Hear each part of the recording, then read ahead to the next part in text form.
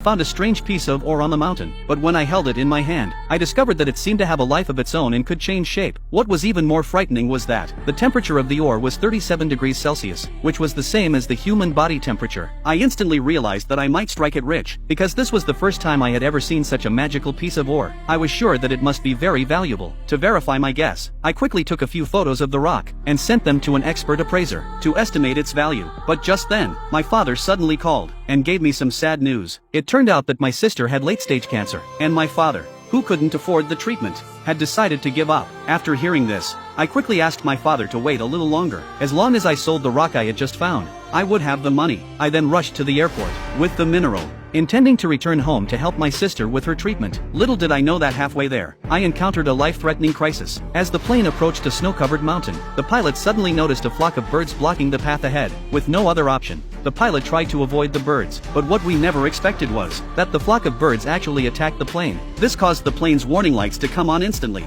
and the plane lost control completely at that moment. As the plane plummeted toward the ground, the pilot could only grip the steering wheel tightly to minimize any impact upon landing. The next second, the plane collided with the snow-covered mountain. Fortunately, when I woke up, I only had some superficial injuries. Unfortunately, the pilot's abdomen had been cut open by something. To survive, I quickly exited the cabin and shouted for help, but after shouting for a long time, I received no response. I had no choice but to return to the cabin and use the intercom to call for help. However, there was no response over the intercom either. With no other options, I took out the compass and map to determine our approximate location. However, the nearest highway was 50 kilometers away. I was instantly overcome with despair. It was the middle of winter, and if I tried to escape with the injured pilot, we would both certainly die. So I took a box from the plane and set it on fire with a lighter, hoping to attract attention. But in this desolate snowy mountain wilderness, there was no one living in this area. It was clear that the crash site was an uninhabited wilderness. What made me even more despairing was that, by the next day, the pilot had completely died,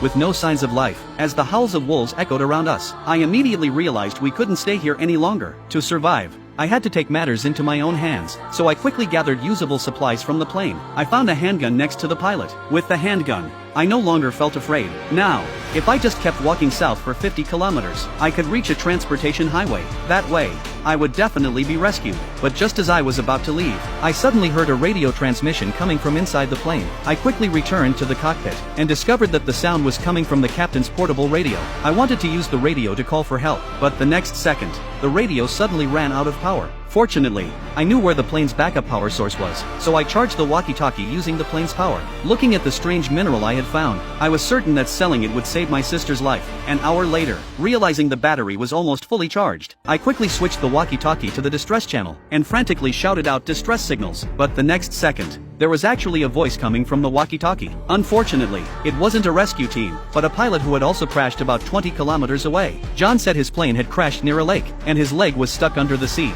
so he hoped I could come and rescue him, since there was no one else around. When I learned that John's location was only 20 kilometers away, and that fixing his radio would allow him to call for rescue, I decided to head north toward where John was. In this desolate place, finding someone was the only way to survive. However, I overlooked one thing, which was that two planes crashing in the same uninhabited area was simply too much of a coincidence.